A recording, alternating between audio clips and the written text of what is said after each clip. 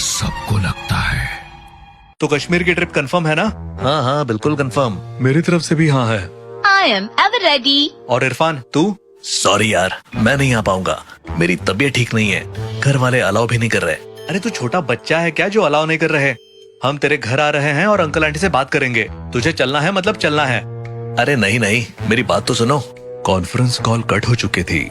आधे घंटे के अंदर वो चारों इरफान के घर पहुंच गए। आंटी बहुत मुश्किल से ये ट्रिप कंफर्म हुई है, प्लीज इरफान को जाने दीजिए ना। लेकिन बेटा इसकी तबीयत बहुत नासाज है और ऐसे ही नासाज तबीयत में बाहर निकलना सही नहीं रहता। कोई बुरी शय काबू में ले सकती है। कौन बुरी शय? जिन्नात। जिन्नात क्या? जिन का नाम सुनते ही सब हंसने लगे, लेकिन इरफान की माँ ने बहुत ही संजीदा अंदाज में कहा, तुम लोग शायद नहीं मानते होगे, लेकिन हम मानते हैं कि जिन होते हैं और वो बहुत कुछ कर सकते हैं। आप बेफिक्र रहिए आंटी, आपके इरफान को कुछ नहीं होगा, हमारी जिम्मेदारी है। कुछ देर की मशक्कत के बाद आखिरकार इरफान की माँ मान गई और वो पांचों लोग कश्मीर की ट्रिप के लिए निकल गए। दिल्ली से कश्मीर के लिए निकले हुए इन दोस्तों को कुछ ही घंटे हुए थे। रास्ते में वो खूब मजे कर रहे थे, लेकिन जैसे ही कश्मीर की हंसी वादियों की झलक दिखनी शुरू हुई, सब मंत्रमुग्ध हो गए। चारों ओर बर्फ से ढकी पहाड़ियां, देवदार के ऊंचे ऊंचे पेड़ और ठंडी ताजी हवा, ये सब किसी सपने जैसा लग रहा था। सूरज ढलने को था और उसकी सुनहरी किरणें बर्फीली पहाड़ों पर गिरकर एक अलौकिक दृश्य बना रही थी। तभी अचानक अबे क्या कर रहा है? हट! गाड़ी अचानक रुक गई और सभी को जोर का झटका लगा। सामने सड़क के बीचों बीच एक बुजुर्ग फकीर खड़ा था। उसकी आंखें गहरी थी, चेहरे पर कोई भाव नहीं था और वो एक टक गाड़ी की ओर देख रहा था। अबे मरना है क्या बाबा? बीच सड़क पर क्यों खड़े हो? कश्मीरी चाय पियोगे? ये सुनकर सभी चौंक गए। उसकी झोली में कुछ नहीं था, कोई कितली, कोई कप, कुछ भी नहीं। फिर भी उसने ऐसे पूछा जैसे सच में चाय पिलाने आया हो। वो उन लोगों के पास आ गया, पर विनीत ने उसे अनदेखा किया और गाड़ी बढ़ाने की कोशिश की, लेकिन उसने अचानक स्टीयरिंग पकड़ लिया। ये चाय पीकर ही जाओ। विनीत को गुस्सा आ गया और उसने झटका देकर फकीर का हाथ हटाया, लेकिन तभी न जाने कहां से फकीर के हाथ में एक चाय का कप आ गया। उसने कप को आगे बढ़ाया। ये क्या मजाक है? इसके पास चाय कहाँ से आई? अरे बाबा, हम चाय नहीं पीते, अब हट जाओ। तभी वो फकीर अचानक रोने लगा और बोला,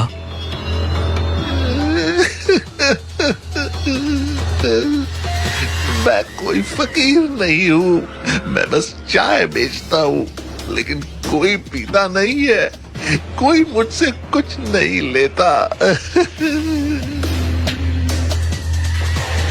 उसका रोना अजीब था, जैसे किसी गहरे दर्द से निकली आवाज हो। इरफान को उस पर दया आ गई। उसने जेब से पैसे निकाले और चाय खरीद ली। जैसे ही उसने पहला घूंट लिया, फकीर मुस्कुराया, एक अजीब सी मुस्कान, और फिर अगले ही पल वो गायब हो गया।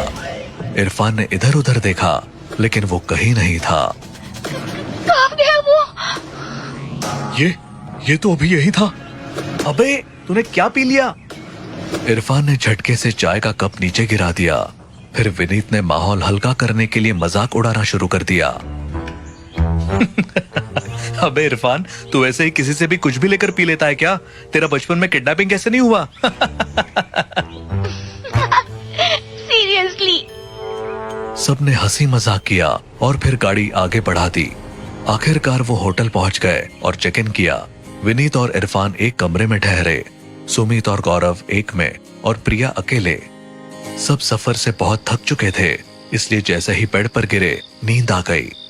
रात के करीब 2 बजे विनीत की अचानक आंख खुली। उसे एक अजीब सी आवाज सुनाई दी, जैसे कोई उल्टी कर रहा हो। उसने देखा कि इरफान बाथरूम में था और बुरी तरह उल्टी कर रहा था। इरफान, तू ठीक है ना? जवाब नहीं आया। विनीत घबरा कर पास गया और उसने देखा इरफान खून की उल्टी कर रहा था। विनीत के पैरों तले जमीन खिसक गई। वो मेडिकल हेल्प बुलाने के लिए बाहर भागा, लेकिन जब वो मेडिकल स्टाफ को लेकर लौटा तो इरफान आराम से सो रहा था। बाथरूम में कोई उल्टी भी नहीं थी। ये क्या हो रहा है? सर, शायद आपने कोई बुरा सपना देख लिया होगा। लेकिन विनीत को यकीन था कि वो सपना नहीं था, कुछ गड़बड़ थी, बहुत बड़ी गड़बड़। सुबह हो गई। होटल के लॉन में बैठकर सभी नाश्ता कर रहे थे। इरफान, कल रात तुझे कुछ अजीब लगा? अजीब? क्या मतलब? अरे तू रात में खून की उल्टी कर रहा था ना, और फिर क्या बकवास कर रहा है, मुझे कुछ भी याद नहीं है। तू ठीक तो है ना? एकदम बढ़िया महसूस कर रहा हूँ। कुछ तो गड़बड़ है। नाश्ते के बाद सब घूमने निकले। पहाड़ी रास्तों से होते हुए वो एक ऊंची चोटी पर पहुंचे।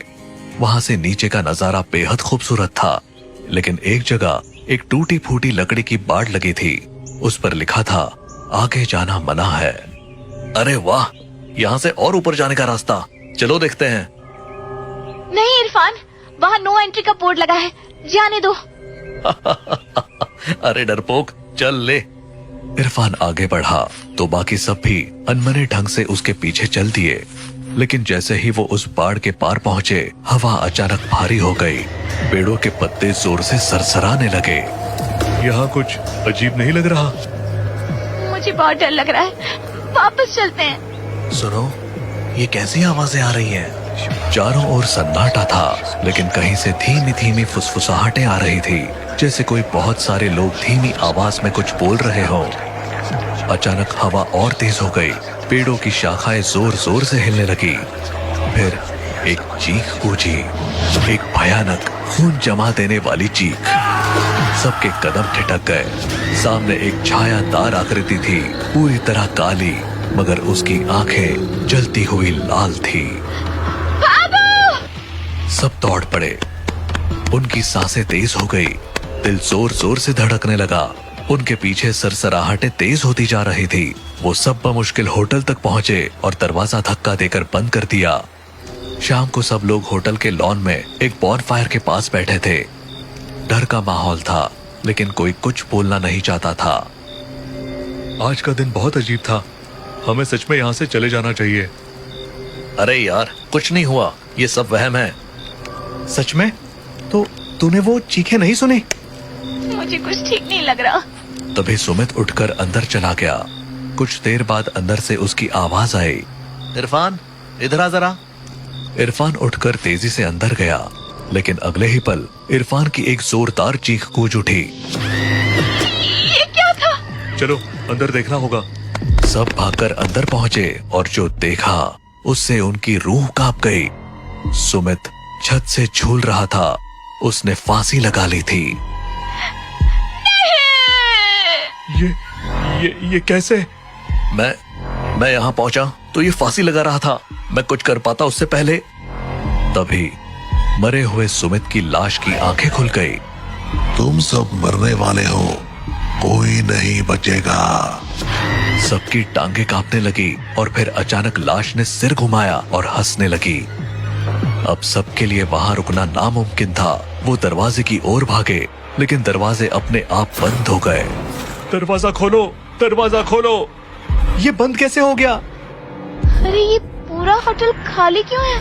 सब कहाँ गए? हम यहाँ अकेले हैं। अकेले नहीं, मैं हूँ।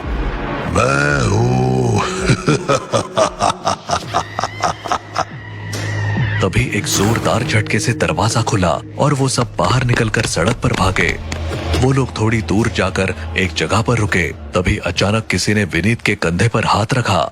सबके दिल एक साथ कांप गए। वो डर से मुड़े और सामने खड़ा था एक मौलाना। क्या हुआ बेटा, तुम लोग यहाँ ऐसे छिपे क्यों हो? सबने हाफते हुए उसे सारी बातें बता दी। मौलाना की आंखों में गहरी चिंता झलकने लगी। तुम उस जिन के जाल में फंस चुके हो। कौन जिन? इस एरिया में एक जिन है, वो जिसके पीछे पड़ जाए उसको जाने नहीं देता। मौलाना साहब, कुछ कीजिए, हमें उस जिन से बचाइए। चलो आओ मेरे घर, चलो आओ, जल्दी अंदर आओ। वो सभी मौलाना के घर में घुस गए। मौलाना ने दरवाजा बंद किया। अंदर जाकर अपनी किताब खोली और कुछ पढ़ने लगे।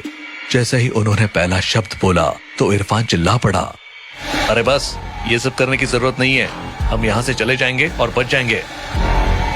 नहीं, जिन तुम्हारा पीछा कभी नहीं छोड़ेगा। तभी इरफान जोर से हंसा और अचानक उठकर बोला, तो तू मुझे रोकेगा? उसकी आंखें सुर्ख हो गई और आवाज गूंज उठी। तुझे क्या लगता है मौलाना, तेरा ये पढ़ना लिखना मुझे रोक सकेगा? इरफान तुम्हें क्या हो गया है? चुप रहो। चुप, मैं तेरा इरफान नहीं हूँ। सबके दिल दहल गए क्योंकि अब उन्हें समझ आ गया था कि इरफान के अंदर वही जिन था। डर के मारे सब भागने लगे, लेकिन इरफान ने झपट कर प्रिया को पकड़ लिया और बोला, तुम लोग जाना चाहो तो जा सकते हो, लेकिन ये लड़की मेरे बच्चे को जन्म देगी। प्रिया के चीखने की आवाज पूरे कमरे में गूंज उठी। मौलाना ने झट से अपनी जेब से पवित्र पानी निकाला और इरफान पर छिड़क दिया। इरफान एक पल तो झटपटाया और प्रिया छूटकर भागी, मगर इरफान अब भी उनकी ओर बढ़ रहा था। तुम लोग भागो, इसे मैं रोकूंगा।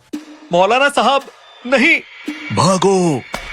वो तीनों दरवाजे की ओर भागे। पीछे मौलाना ने इरफान को जकड़ लिया और उसके कान में आयतें पढ़ने लगा। जिन जोर से हंसा और पल भर में मौलाना की गर्दन पकड़ ली। मौलाना और इरफान दोनों ही तड़प रहे थे। कुछ सेकंड बाद एक क्रैक की आवाज के साथ मौलाना की गर्दन टूट गई, लेकिन तब तक जिन इरफान के शरीर से बाहर निकल चुका था। उधर विनीत, गौरव और प्रिया कार में बैठकर दूर जा चुके थे और वो जिन बिना शरीर के उनका